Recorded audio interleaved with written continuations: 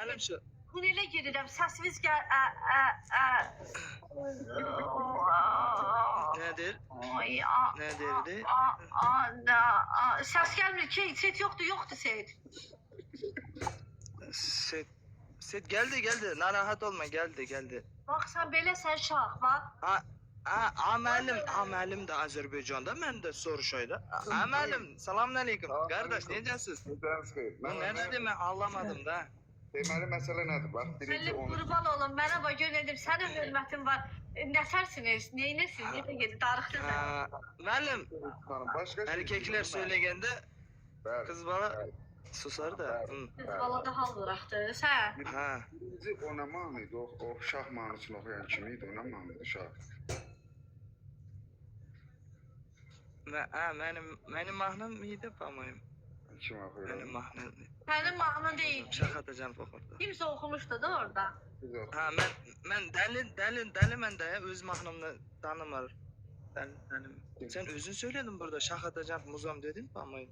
Yox, Muzam Yine yox. bir tekrardan görey de, yine bir tekrardan görey. Hayır, bir dəqiqə gözlə qardaş.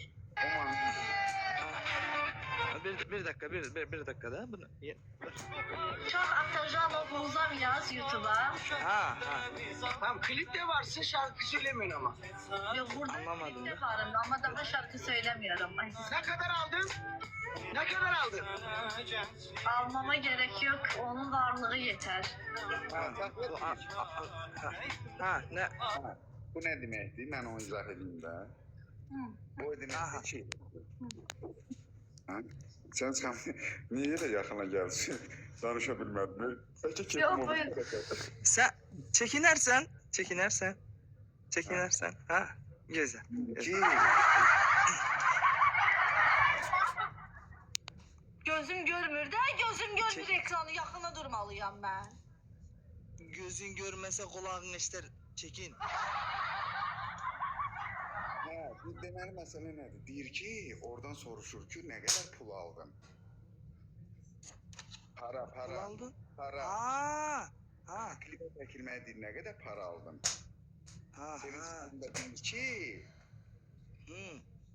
onun değeri, onun varlığı parayla ölçülmez. Anlamadım. Anlamadım. Anlamadım da. Anladın da prosto lezzet elədi. İstəyirsən bir də işləsən. Ne? Ne demek? Yo. Anlattın değil mi ahırın? WhatsApp'ta başa salacağım. Burada tam başa sala bilmirəm. Ha, okey. Bir dakika söz hakkı isteyirim. Bir dakika olur mu beyler? Beyler olur mu?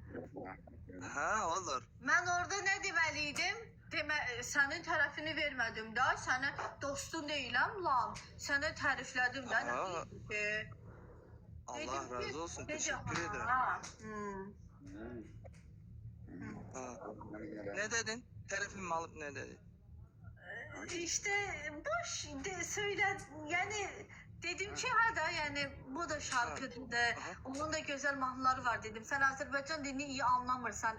Müəllim səni anlatır da sen getmir beynine. Sen yanlış okuyorsan telaffuz beynine gedir. Sen Almatıya gittin biraz yadırgadın dili. Bunu sonra anlatarım için olmaz.